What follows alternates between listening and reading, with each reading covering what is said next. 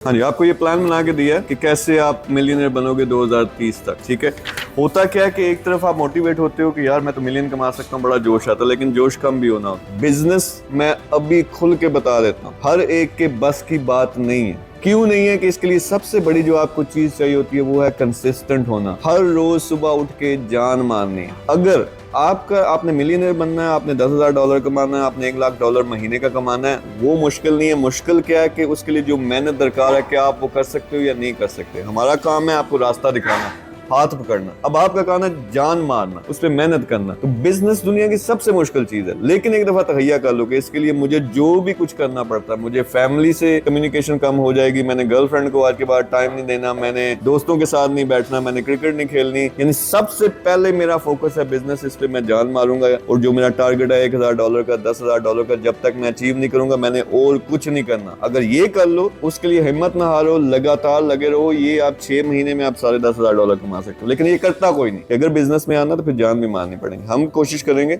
आपको शॉर्टकट्स बताएं, आपको बेस्ट प्रोडक्ट्स बताएं, ट्रिक्स बताएं, लेकिन जितनी फिर आप में से जो मैं अभी कह रहा हूँ, आप में से शायद एक बंदा होगा ये सारे टेबल पे जो लोग बैठे हुए, वो कोई $10,000 या $1,00,000 कमाएगा या वो मिलियनर बनेगा। क्यों? उसने मेहनत करनी है, आप बाकी सब ने भाग जाओ। तो अगर ये आज से फैसला कर लो भागना नहीं है, जान मारनी है, तो वो सारे मिलियनर बनोगे इंशाल्लाह।